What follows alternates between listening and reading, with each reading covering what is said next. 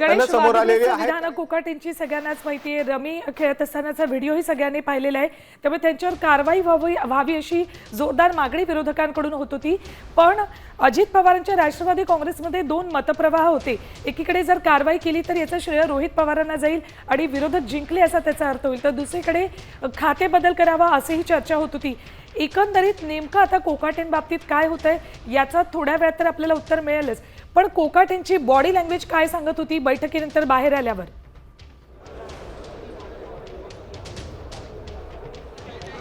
नक्कीच जी कोकाटेंची body language सांगत होती त्यामध्ये अजित पवारांनी नक्कीच माणिकराव कोकाटेंना दम दिलेला पाहायला मिळतोय आणि या दमानंतरून माणिकराव कोकाटेंचं खातं मात्र नक्कीच बदललं जाईल असं सध्या चित्र सध्या दिसून येत आहे। कारण की माणिकराव कोकाटेंचं हे कृषी खातं आहे ते दुसऱ्या एखाद्या नेत्याला दिलं जाऊ शकतं। कारण की या अगोदर देखील राष्ट्रवादीला याचा फटका पडलेला पाहायला मिळतोय। कारण की धनंजय मुंडे यांचा देखील आहे तो राजीनामा खरं तर राष्ट्रवादीला घ्यावा लागला।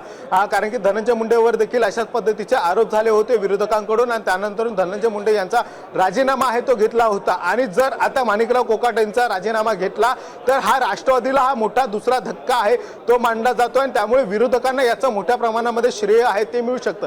त्यामुळे माणिकराव कोकाटेंचा सध्या तरी राजीनामा घेतला जाणार नाही असं सूत्रांकडून माहिती मिळते। त्यामुळे धनंजय मुंडे नंतर माणिकराव कोकाटेंचा जर राजीनामा घेतला तर आगामी स्थानिक स्वराज्य संस्थेच्या निवडणुकीत देखील महायुतीला याचा फटका पडू शकतो ही देखील संकेत मिळतात। त्यामुळे कुठेतरी माणिकराव कोकाटेंना सध्या तरी आता राजीनामा घेणार नाही असं सूत्रांकडून माहिती मिळते। फक्त माणिकराव कोकाटेंचं खाते बदल आहे तेच केलं जाईल असं सांगितलं जातं। त्यामुळे माणिकराव कोकाटेंचा गणेश आणखी एक महत्त्वाचा मुद्दा म्हणजे एकीकडे अजित पवार यांच्या राष्ट्रवादीमध्ये धनंजय मुंडे कृषी मंत्री असताना त्यांनी राजीनामा दिला होता। आता माणिकराव कोकाटे ही कृषी मंत्री आहेत तेही वादग्रस्त विधानं करतात।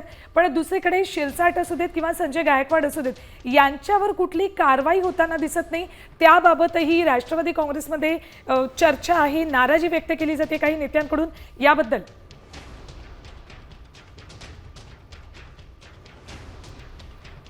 गणेश धन्यवाद संपूर्ण माहितीसाठी। तर आत्ताची ही महत्त्वाची बातमी आहे, माणिकराव कोकाटे यांचं खाते बदल केलं जाण्याची शक्यता आहे। आता isakal.com आहे देशातील नंबर 1 ची मराठी न्यूज वेबसाईट।